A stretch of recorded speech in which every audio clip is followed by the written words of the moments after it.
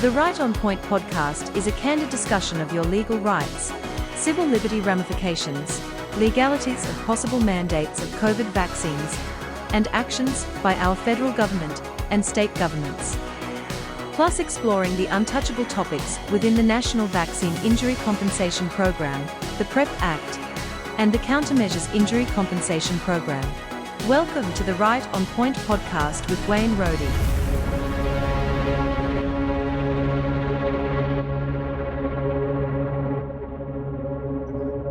Welcome back, everyone. Thank you for being here with us today. This is the Right on Point podcast. May the 4th be with you, all of you. I had to say it. My son wouldn't let me go without saying that. So there are many health freedom or get healthy conferences out there if you notice out there today, and whether they're in person, online. Thank goodness we've returned to in-person gatherings. We're going to discuss a conference coming up really quick, actually next week in Live Oak, California. It's called Beyond the Con. This one caught my attention. Some of the guests on there, I know, some of them I don't know, or I should say the speakers I don't know. But so joining us today on the about this conference is a good friend of the program, a 3-time guest, Dr. Henry Ealy.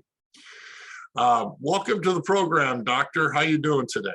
Wayne, I'm doing great. Thank you so much for having me again. I really appreciate it. Well, good. You know what? I was just thinking, you're the second guest to achieve the 3-time appearance level on this program. You remember in Saturday Night Live, they had a skit called the 5 Appearance Club, and they awarded everybody everybody's blazers that, you know, if you made at least 5 appearances, you got this blazer and you're walking around and I might have to do something for the guests that show up at least 3, maybe 4 times for the program. So I just thought of that. So anyway, okay, right. Beyond the Con is in Live Oak, California next week, May 12th through the 14th. That's a weekend. Thursday, Friday, Saturday type of conference. What's it all about? I know a couple of the speakers. Give us an overview of all the speakers and what the conference is about. Well, you know, Wayne, first of all, I'll gladly wear a blazer or anything else that you want to commemorate how many times I'm on the show. Well, you know, we've seen out there's a lot of great conferences. I've been to Clay Clark's, fantastic, right? It's such a great revival format. You just feel so good coming out of it. I've been to Defeat the Mandates. I've spoken at Defeat the Mandates. It's such a great energy, large crowd, you know, things like that. And, you know, I think those are fantastic. But what we do with COVIDCon is a little bit different. COVIDCon is about bringing people together to get some work done. It's about having smaller group of presenters, but who are bringing information and giving the opportunity for people in person and online to ask questions directly and interact directly with the smaller group that we bring together. Because we like to have our work sessions of, hey, this is what you can do, but we're not just, because, you know, you go to a conference sometimes, and when you go to a conference, there's like this incredible like energy and everything, but there's so many ideas that you're at some point like, oh God, I'm overwhelmed. And what do I do? We like to have smaller and then get into work sessions. So you're like, okay, I can do that. I know what I'm doing when I go home. I'm going to take this information and put it in place. So we have Dr. David Martin. We have Dr. Zelenko. We have Kevin Jenkins, Tom Renz, Nicola Burnett, Mr. Hewlett, John Hewlett. We just got on Nikki Florio, who has so much information on geoengineering and on 5G and this connection. I've got a couple of surprise guests that I can't announce, but that are going to be there as well. You know, because I like to add a little flavor here and there. I'm going to be speaking about you know, how to recover from injuries and how we are working to get the mRNA shots out of people who are injured, because that's what I'm doing a lot of work with that community. We're going to be doing updates like on The first day, it's just about updating on here's the legal stuff that's going on. Dr. David Martin has a criminal case in process. Tom Renz has several criminal cases in process. I have a criminal grand jury petition filed with Senator Dennis Linthicum and Senator Kim Thatcher. We're going to give updates on all that for everybody. And that first day can actually be free. People can sign up online to come in and join us online for free, right? We've done that in the past. But then what's really cool is then we get into, so the first day is just updating on that. It's about freedom. But then what we get into, Wayne, is day 2 is about health. All we're talking about are what you can do to be healthy, right? It's like no ambiguity. Let's help you. Let's make this educational. We're not talking about COVID. We're talking about what moving beyond it looks like, right? And then on that's going to be on Friday. And then on Saturday is going to be hope, right? How are we bringing hope in, right? So that's where I'm going to be talking about, and releasing for the first time all of the information that we've acquired in working with the people who are injured and the pathways in the cell that you have to be concerned about. You have to investigate if you're going to get success, because we're seeing doctors out there with good hearts, nurses out there with good hearts, parents and children out there with a lot of question marks on how do I get this stuff out of my body? And that's the question that we're working to solve right now. And so we've put together this really detailed flow chart of what a healing process is going to look like. And we keep saying this to everybody. You're not going to find a protocol. There isn't going to be a one size fits all for this, but there are going to be one size fits all principles that work for this. So we're taking the healing process down to the cell level and really understanding what the mRNA shots and the reverse transcription capability has done to severely disrupt energy production in the cell signaling, communication, and how to restore that naturally using many just natural. I don't use any pharmaceuticals in anything that I do. So, we're talking about which vitamins you need. We're talking about what lifestyle you need. We're talking about things like autophagocytosis and fasting. We're talking about, hyperbaric oxygen. We're talking about stem cell therapy. We're talking about how you put all these things together to help a person who is hurt by these shots. And we're going to have a lot of people who are hurt. It's like this slow erosion for a lot of people. Some people it was a sudden reaction. Some people it came a few days later, a few weeks later. Some people it's just this slow erosion. Well, we have to solve this problem, right? And it goes down to the cell level. We got David Martin's going to be talking about economic, hope, in this land of all this, I don't know what's going on financially in our country. We got Kevin Jenkins, of course, who's going to really talk about, he said something, I was just at a conference this past weekend and we were speaking at it, and Kevin's a dear friend of mine, but he said something that was really cool. When people are asking about where to start, 'cause some people are like, there's so much to do, where do I start? He nailed it. He said, you start with you. You start with you being able to tap into who you really are as a loving person. So that what you're bringing into whatever endeavor you choose, wherever, because there's so many things, we're not going to be able to focus on all of them, all of us, right? But you are going to get into your niche, all right? Your niche, I don't know how to pronounce that word, but you're going to get into it. Niche, right? You're going to get into it. But he said, if you're not bringing love into what you're doing, then you're potentially just reenacting the same dramas that we've been through. And we have to end this. And the only way is love. And I was like, Kevin, you nailed it. Right. So he's going to be bringing that.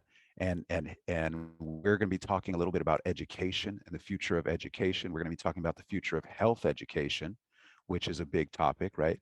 Most people don't know that doctors, the white coat doctors, I should say, only get 19.6 hours at most of nutrition education. That's why they never talk to any patients about nutrition, and they always poo-poo it and act like it's no big deal because they don't know. Well, like for somebody like me, Wayne, I've studied nutrition. I have over at least 40,000 hours of nutritional study and practice in my career. And it's like, no, this is not only a valid modality, it is the foundational modality. It is the essential modality. And you better know this, especially in this day and age with mRNA now unleashed. You better know this in this day and age, and you better understand what's happening at the cell level biochemically. If you don't, then everything you're talking, that if you don't, then the only thing you have at your disposal are the same pharmaceuticals that have put us in this mess. So you better know how to deal with that. So I'm teaching people through the Energetic Health Institute how to deal with that, but that's going to be a focal point for what we're doing. So it's going to be this really awesome conference, Wayne, of great people coming together, hearts are in the right place, talking about hope, health, and freedom, talking about what we're doing to pursue justice, talking about what we're doing to make sure that you're healthy, because that's the only way you're ever going to be free, and talking about hope, because there's so much out there when you get this information, whether it's geoengineering, what's happening to the bees, food sovereignty issues, concerns about economics, concerns about health, how to get the shots out. It doesn't matter. Those things are scary. And those things that can make you feel like so overwhelmed, like, why should I do anything? Let me just give up and surrender, right? And it's like, no, no, no, no, no. We have solutions for all of those things.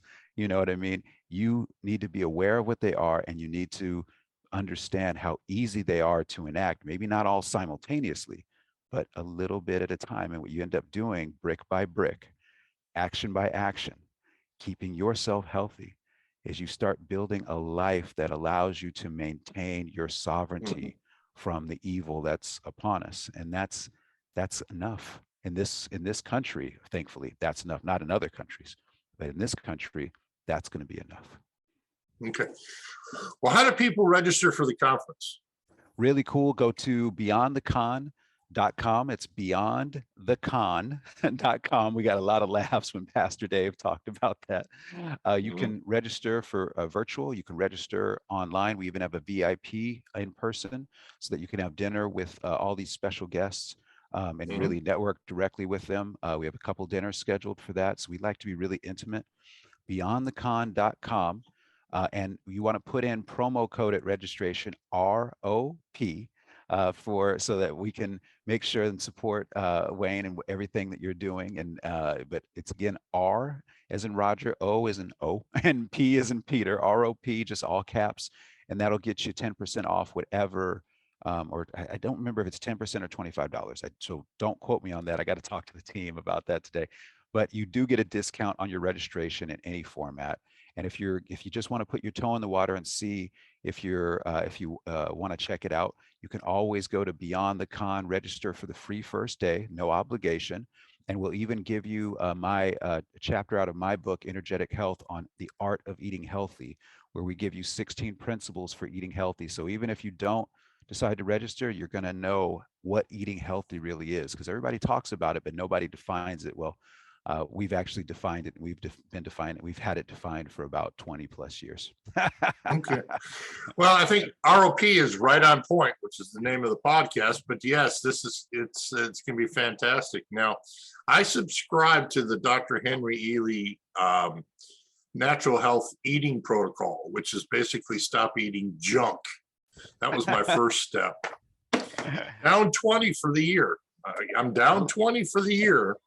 Love to hear but that. I still got a ways to go to get back to my college playing weight. And as I said, but anyway, okay.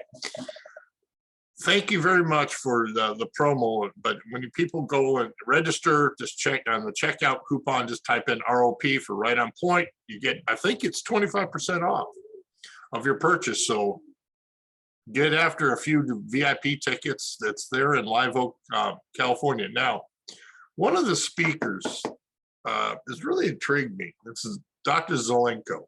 He's a little strange bird from the beginning, but he had, correct me if I'm wrong, he had one of the first original protocols to help detox and to help recover and also prevent the infections. Now, do you know much about that? I have yet to get into that, but my understanding, he was one of the original doctors that came out right away and said, this is what we have to do. He did. He came up with the Zelenko protocol.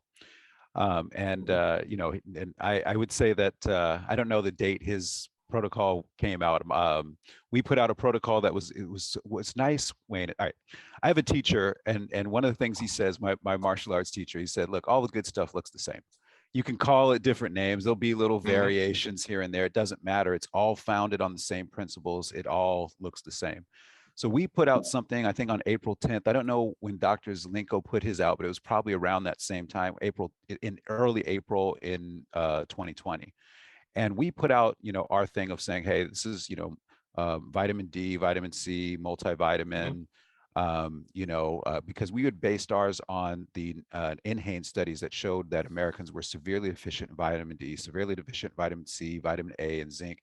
And plus, when you understand cellularly what's happening with those nutrients, they're just essential for optimizing immune performance and the coordination of all the immune system, how it works to ward off infection and disease and Mhm. things like that, right? So what was nice to see in Dr. Zelenko's thought process was he did the same thing. He went down to the cell level and said, okay, what does the cell need in order to do its job, and especially immune cells? What do they need to do their job? And so he came up with very similar things: vitamin D, vitamin C, vitamin A, zinc. But he had his claim to fame, and this is I want to make sure he always gets credit for this because this was unique. He was right over target in talking about a zinc ionophore. You see, zinc is easy if you have zinc in the right form, supplemental wise, like a zinc picolinate, it's very readily absorbable. Okay, so it's like, yeah, it's going to get into the bloodstream, but the question is it going to get into the cell? Because Mhm. there's a big deal getting it from bloodstream into the cell, and that's where you need a zinc ionophore. It helps to get the zinc pushed into the cell. And then what happens within the cell is that there are certain organelles that utilize zinc to help create enzymes. And some of the enzymes that zinc creates, zinc is involved in over 400 known enzymes within the cell. But some of the enzymes are antiviral. So that means if a SARS-CoV-2 virus or any virus was to get into the cell, what will happen is with zinc present, there'll be enzymes that are produced that kill that virus before it can start replicating itself. So it's like this internal Mhm. immune system defense going on, right? He's the one that was the first to come out with that and saying, look, he's like, hydroxychloroquine is a zinc ionophore. And then they take hydroxychloroquine away. So he goes, he had to go to PubMed. And this is what I love about his mind. He went to PubMed to go and, which is, where we see all of our peer reviewed stuff, to start asking an important question. Well, what other zinc ionophores are there if they've taken away hydroxychloroquine? And what he found out was quercetin was a zinc ionophore, right? And this is a guy that Mhm. doesn't have a huge nutritional background. So this is just good, solid, deductive, medical work on his part. Um, Quercetin. And then what that starts is this everybody looking around and going, well, what other zinc ionophores are out there, right? Which ones are good? Well, quercetin's a good one. Also, epigallocatechins in green tea, right? So green tea is another zinc ionophore. So there's ways, and I should say other nutraceuticals, nutrient molecules that we Mhm. can get in our diet that are going to help get zinc into the cell so zinc can do its job in helping production of enzymes. So So you're where do we talking get? about green tea, like the drink, right? You Yeah, use. yeah, green tea. Just green tea. Green tea is a zinc ionophore. It helps get it. Not only is it a potent antioxidant, but it helps get zinc into the cell. Quercetin, where do we have quercetin? Quercetin, frozen organic blueberries, high content of quercetin. So make your smoothies, right? Enjoy your smoothies. Um, Onions, high content of quercetin. Eat your onions, grill those suckers up, eat your onions, right? And what you start getting, Not raw, but well, grilled. well, you can eat it Raw raw. doesn't sit well with me.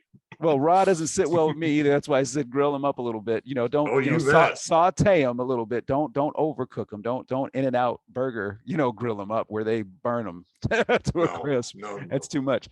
But certainly onions, and then if you want to be a little fancy, capers. Capers have a high quercetin Sure. content. Yeah, I mean, yeah. So what you start looking at is you start finding, wow, there's this whole real pharmacopoeia, and we're spelling our pharmacopoeia with an F. That's why you're hearing me distinguish these two things. There's the pharmaceutical and there's the pharmaceutical. The pharmaceutical is spelled with an F, and it means that it's natural. It's coming from organic, plant-based sources, and it's really giving us this incredible nutrient profile so that our cells can optimize what they do. Because all of this comes down to what's happening at the cell level. and your cells are either producing energy or they're not. All right. And I don't mean to say like there's, of course, a gradient. It doesn't mean because if they're not producing any, they're dead.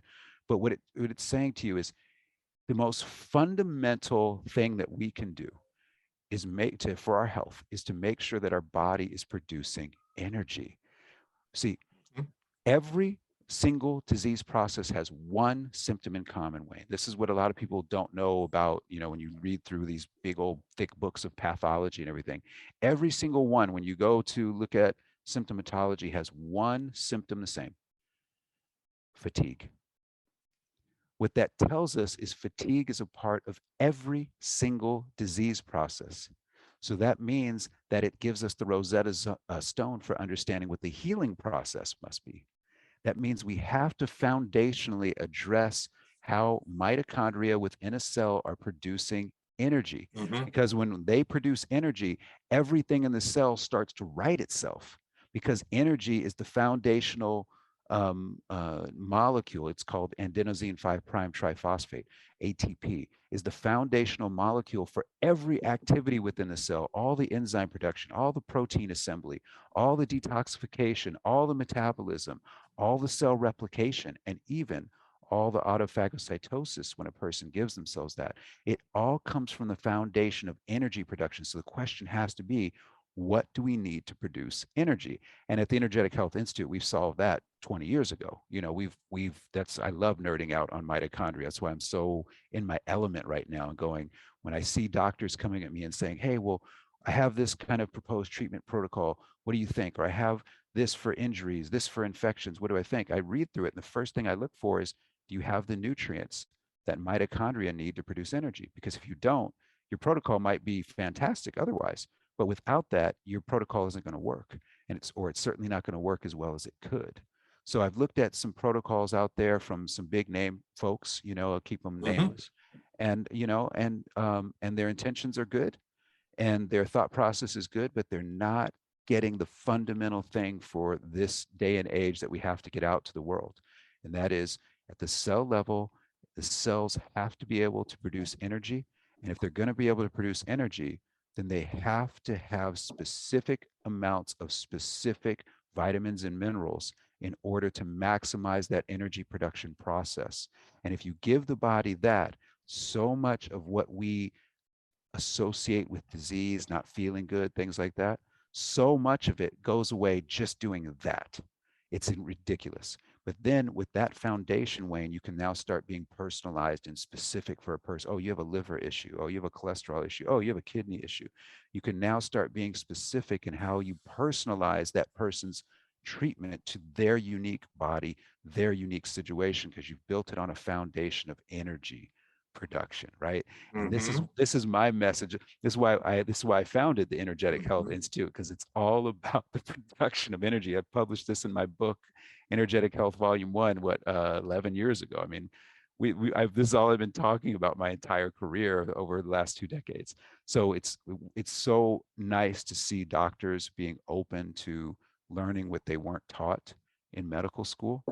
And but I got to tell you, Wayne, if we're going to turn this around, it's going to be through education, and it's going to be through education, especially of what's going on at the cell level and how everybody can do everything. I mean, you don't need to have a PhD in this to know how to take care of yourself. You just have to learn how to eat healthy, and that involves eating for your mitochondria, and eating for creating an alkaline pH. And you do those 2 things, and so much of what we call disease just vanishes.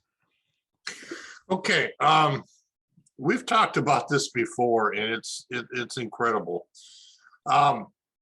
You've been working with a lot of the COVID vaccine injured people, their communities. We both have. I've been visiting with quite a few, several thousand of them, doing webinars regarding, some of their legal rights and things like this. But I'm hearing from many of them that where they're starting to get some success on their recovery is through hyperbaric. And a lot of them are trying to find ivermectin and then all the other supplements, natural supplements to help them. Without giving away everything of your presentation, are they on the right track Plus, I know I got to believe hyperbaric and then sauna has got to help them out. Is that Well, true? yeah, they will, but the key thing is understanding sequencing, because we've had people start Okay. hyperbaric too soon and get not a lot of benefit. We've had some people get some benefit, but not be able to sustain the gains, right? Okay. So same thing we've heard with IVIG, which we don't recommend at all. But people will start on it, they'll get some, it's like a Band-Aid, but they're not able to sustain. So that's where it comes down to understanding there's prep work for hyperbaric, there's prep work for infrared sauna, there's prep work that has to be done to get the body, and especially a body that's depleted of nutrients, to get the Hmm. body ready for those therapies, so those therapies can be the most effective. So there's a sequencing Okay. that you have to do. It doesn't mean that they didn't work. Like some people will try those things out of sequence and be like, it didn't work. No, it's going to work great. It's just you have to do it in the right sequence. There's prep work for it. So what we've developed is a schema that we can teach to medical professionals very quickly. And it's a three-stage process for the healing. The first stage is Okay. to stalemate decline. You have to think about stalemating the decline. You don't think about recovery. You think about stalemating, so a person is no longer declining. And the way to do that is by approaching this aggressively as a mitochondrial issue in the cell, is saying, look, we have to give the cell what it needs to produce energy. We have to make sure, and that we've been using IV nutrient therapy as well. We have to get into higher dose categories to stalemate the decline. You get the decline stalemated, right? Especially what we're talking about, the folks post shot, post mRNA especially. And what happens is it allows you to enter into the next phase once you get to stability, and that's going to be detoxification. And Okay. that's a different process. Now an IR sauna becomes indicated, right? Infrared sauna becomes indicated. Now you can move up the platform with different IV nutrients, and you can move up into using things like clay, and psyllium, and in combination with nutrients to affect cellular detoxification. This is something we teach at the Energetic Health Institute. We're teaching this. I did a full course on. We designed a full 3-part course on this in my God, in 2015, 2014, or something like that. I've been teaching and practicing detoxification for about 20 years. So we put together a course on it, and we actually have one starting, Wayne, on May 20th. If people go to energetichealthinstitute.org, you can check out our cleansing and fasting course, and we actually Okay. take people all around the world through how to do this process, and we separate it. See, cleansing is cleansing and fasting is fasting. They're very symbiotic, but they're not supposed to be done simultaneously. And this is some of the big misnomers in natural medicine. And they need to be different because different things are occurring within a cell Hmm. when you're cleansing versus when you're fasting. So you need to honor those different cellular processes. So we teach people about that, how to do it, and we get phenomenal results. We have our last class that just finished, Wayne. We had a woman in Australia who was like, by the end of the class, she was like, look, she started out saying, I'm just trying this because I'm kind of at my last end. I've tried so many things, nothing's worked for me, so I don't really have a lot of hope left. So I'm just going to give this a shot. And I was like, that's fair. You've had some things that haven't worked. By the end of it, because you have to cleanse for a specific period of time too. You have to give your body a chance to get waste out. And it takes time for cells to do that. It's not like, hey, I did 2 days and I'm done. No, that's not going to get it done. Right. So by the end, she said she's outside in her daughter's garden, realizing that she's able to stand up for more than 15 minutes and walk around the garden with her daughter and have that beautiful experience, that simple, beautiful human experience. Whereas before, she wouldn't have been able to stand up more than 1 minute, right? So how does that happen? It happens because waste has been removed from the system, right? And now she's like, I feel like I've got my life back. I feel like I have a strategy and approach. I'm not there where I want to be yet, but now I have an approach that I can use repetitively, to get myself healthier and healthier. So you go with stability of the decline, stalemate the decline, then you go into detoxification, and then you go into regeneration. So there's really 3 unique stages of this healing process, and that's where in the regeneration phase, That's where hyperbaric becomes incredibly useful, because you've prepared the body at the cell level to maximize the therapy that hyperbaric can be. And this is where I'm working with Ted Fogarty, who's one of the Yes. foremost authorities on this. We're working on this right now, and he's brilliant, absolutely brilliant when it comes to hyperbaric oxygen. I'm so Yep. privileged that he's teaching me what he knows. And you know, I love giving these folks credit. Like this process that I've been developing right now with for the injured community and for people at large is based upon, of course, the work I've been doing the last 2 decades. But I'm so honored to be able to work with like Ted Fogarty. I've been so honored to work with Judy Mikovits, who's been awesome at helping me understand epigenetics and what's going on there, and how, you know, and how nutrients and fasting and all of it kind of works at the nucleic level. It's really wild. And I've been really honored. I just met Dr. Robert Young, and brilliant dude, and he's just sent me so much information. So I'm really privileged. We have people of intense wisdom keeping: Judy Mikovits, Robert Young, Ted Fogarty, and there's many more. There's many, many Mhm. more. Mark Godot, Stephanie Seneff from MIT. Um, I am just so honored that they share information with me, Mhm. and the thing that I've heard repeatedly that really has made me very honored to work with them is they they know that I really know my stuff when it comes to nutrition in the cell. Like that's what I bring to the table. Mhm. And they have all this information, and it's such an incredibly deep honor to have them trust that information to me, and say that, hey, we know you're going to do some good with this. You're going to be able to figure this out, something that we've done, and translate a little bit of it to the nutritional world. It's like, here's the theoretical, here's the research and what it's showing, what's going on in the cell. Once I get that, Wayne, from anybody, I can go, okay, now I know what needs to happen nutritionally and in what sequence and what phases, because that's all I've been doing for the last 20 years, is organizing natural medicine into a system of application and thought, so that it can be applied not just by me, Mhm. but by people who understand the thought process around it. So that's what we're laying out here, is the thought process around it, not a protocol, Okay. but a principled thought process for Mhm. how you enact these things. So you don't need a PhD and to have 40,000 hours of education to do this. And you know, when we do that, it's going to help. It won't. I would be remiss to think that it was going to work in every person, right? It's just not the way life goes. But it's going to work in a ridiculously high percentage of people, because we're basing Mhm. what we're doing on cellular principles and what we know about how the cell works and what we know about nutritional biochemistry, and not on theory and not on shotgun approach. Let me try a little bit over here, a little bit of that. Folks, don't do that, please.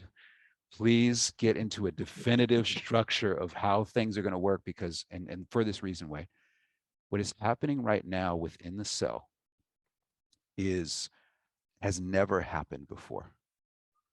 This is in human history a incredibly entirely new circumstance that we've never had to deal with. It's a new variable that is destructive, because you have to appreciate when that mRNA sequence, lipid nanoparticle, infects the cell, that what it's doing is co-opting cellular function, which was never been done through a pharmaceutical before. And in doing so, it has a reverse transcriptase component, so it can upload itself into our chromosomes. All right. And when you understand that, and Lund University proved that it uploads within 6 hours, right, into liver cells.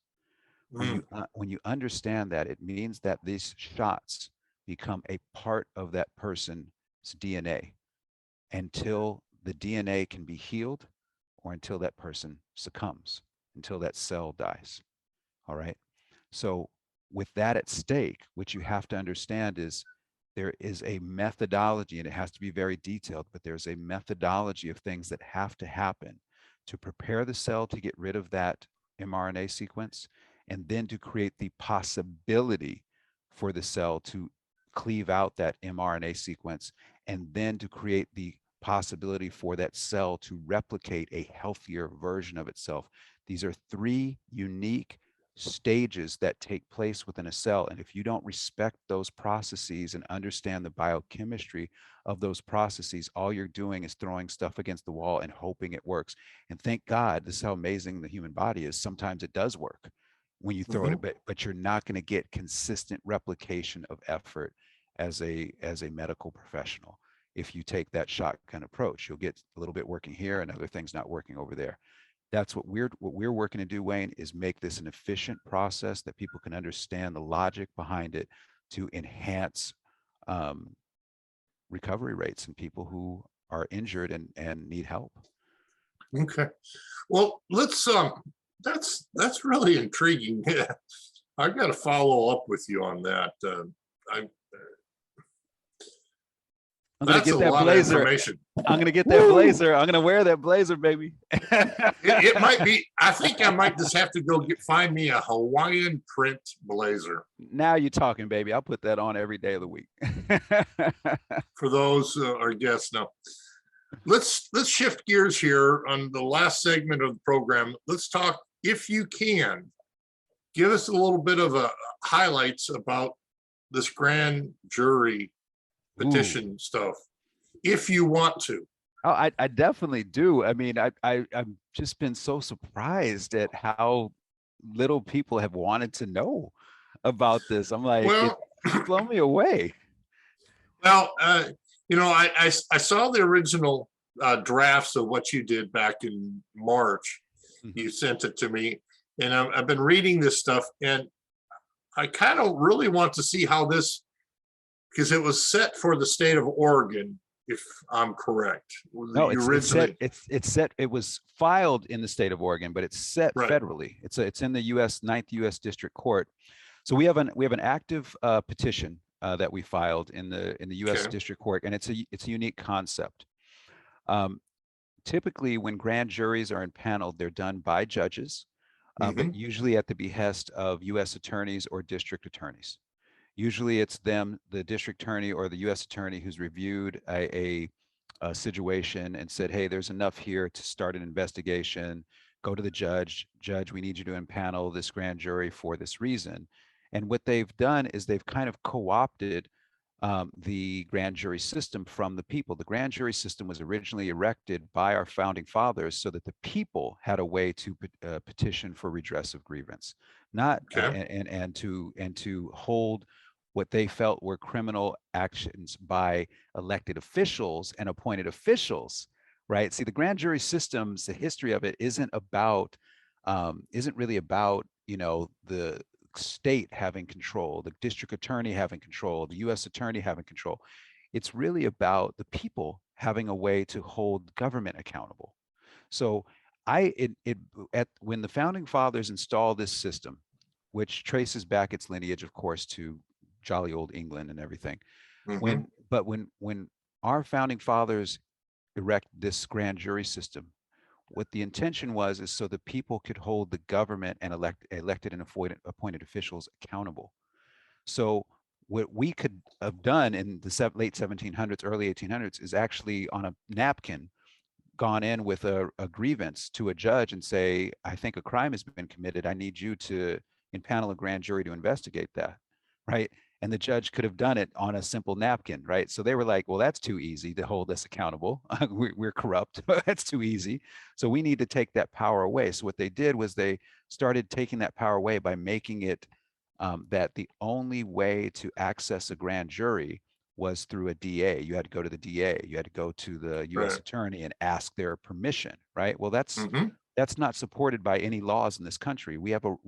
Every citizen has a right to petition any court for redress of grievance, right? And then you have to establish what the grievance is. You have to have establish your standing. You have to establish, in this case, the allegations and substantiate the allegations of criminal activity. So what we've done with Senator Dennis Linthicum and Senator Kim Thatcher and a larger team behind us is we did all the research to put together and show that CDC committed data fraud and violated 3 federal laws, Administrative Procedures Act, Information Quality Act, Paperwork Reduction Act, in modifying death certificates to hyperinflate death counts. So I don't think there's any debate on this anymore. The CDC has even admitted, because 8 days, Wayne, after we filed this, the CDC dropped death counts by 72,000, little quinky dink, right? You know, we had filed one through the U.S. District Attorney in August of the previous year, in August of 21. The CDC very quietly lowered death counts by 18,000 a week after we filed that. So they're aware of what we're doing, right? And we have served the defendants. We have one defendant we have left to serve. Moyer, we're having a hard time tracking down. So we have to get Moyer from the NVSS. But once everybody's served, then the judge is going to have to rule on this. And here's the unique thing about our petition, and especially what we're doing conceptually. It's not seen in case law. We have no case law to substantiate this, right? So that says what we did with the judge was we said, Judge, we've tried to go through the district attorney. We tried to go through the U.S. attorneys. We have proof of that. We've provided the court proof that our petition has fallen on deaf ears. We've submitted conversations between the Department of Justice and the senators to the judge. And we said, the reason we're here, Judge, isn't for you to exercise administrative discretion as to whether a grand jury should be impaneled or not. No, Your Honor, we're here humbly, respectfully. We're here to get our redress of grievances acknowledged. So it is your duty as a judge, once you are made aware of criminal activity, substantiated criminal activity, it is your duty. It doesn't matter whether that information came to you by your own doing. It doesn't matter whether that information came to you by a district attorney or a U.S. attorney or by a citizen, a concerned citizen. It doesn't matter where you became aware of that information. It is your duty upon being made aware of that information to impanel a grand jury to investigate that information that the allegations of criminal intent. So what we're doing in this concept is we're telling the judge that we're aware of what your duty is, and we are not asking for your administrative discretion on whether or not it should be impaneled. We're resting on our right to petition for redress of grievance, that it's your duty to honor that right, and it's your duty to impanel a grand jury to do and investigate these allegations.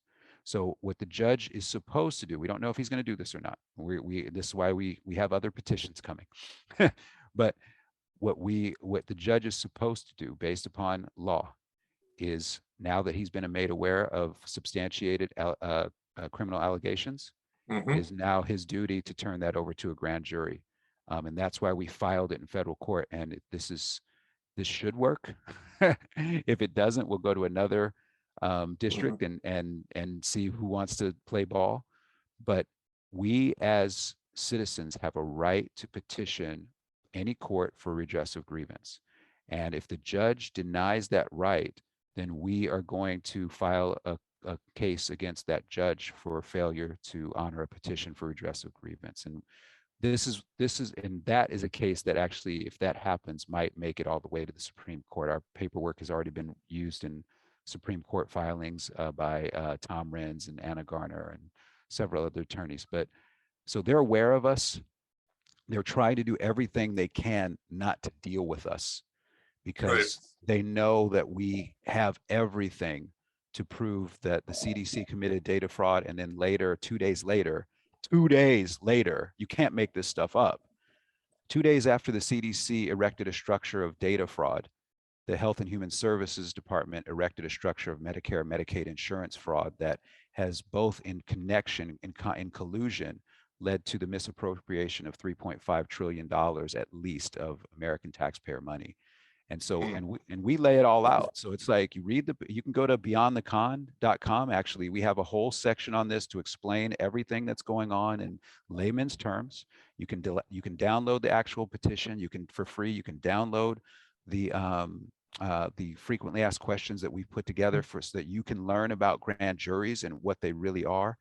I feel like, Wayne, on the legal side, it's my duty to teach people how to access grand juries again, because that's the only way we're really going to get people, corrupt people, held accountable, is through our grand jury system. That's why our founding fathers left it for us, Okay. So, you're going to get into this in real deep detail on Friday on the conference, correct? You and Tom Renz? Thursday will be that day, and that's going to be the free day. And yes, I will get into it with me and Tom Renz are going to do a joint segment together. David Martin's going to do a segment on his afterwards, because we know these are pressing issues, and we want Americans to be informed. We want people around the world to be informed on what's happening from a criminal pursuit of justice. Okay. You know, and because I don't know about you, Wayne, I haven't heard of any. I mean, Leslie Manookian did a wonderful job, right, with the mask, with getting the mask thing finally just beaten to a pulp Right. in the Fifth Circuit Court. That was Leslie Manookian. That was one of the best arguments and best pursuits. So now we got that little nonsense out of the way, right? Now for me, and what I've been telling everybody, if we are not filing aggressive criminal complaints, then we're wasting our time. An injunction here, an injunction there, great. You know, I don't want to poo-poo on anything anybody's doing, but we have to go to the next step, right? The next step is there are criminals walking amongst us freely and still on mainstream media being interviewed all the time. These people have to be indicted, investigated, indicted, and then have their day in court so that we can hold them accountable to the laws that we have in this country. I want nothing to do with the WHO treaty or anything like that. This country has laws. Those laws, our allegations are very clear, were broken, and the people who broke them deserve to be investigated and indicted for their criminal, their crimes against humanity in this country. If you really want to know from my perspective, you know, if I can speak outside of this effort and everything and what my opinion is just as a citizen, this is treason, right? What has happened here is treasonous, and we are acting like it's okay. Like this is, oh, no, there's nothing about this. You talk to anybody who's been injured by the shots. You talk to anyone who lost a loved one in a prison that used to be a hospital. You know, you talk to anybody who lost a family member that was given remdesivir, had a tube shoved down their throat for ventilation. These are crimes, right? You talk to anybody who lost their business. You talk to any kid that committed suicide because they were in full despair, any family that is dealing with that. These are crimes that were committed. And we have to have the courage to call things what they are and start pursuing justice. Right. So these evil people know that they're going to keep trying this, but that there is going to be a price to pay when you try this. And now we're all up. So it's going to be a lot harder for you to get away with the geoengineering and all the other 5G and all this other crap you're trying to do to create this network of things, right? This internet of things and this internet of bio things. You look that up, Internet of Things and Internet of bio things, right? That's how they look at us, Wayne, that we're just things, right? And things can be used and disposed of without any consequence. So I'm not going to live in a country where that's okay, you know. No. And so that's what we're doing, and we're God bless you for doing that. Yeah, well, we have to. Thank you very much for doing this. It's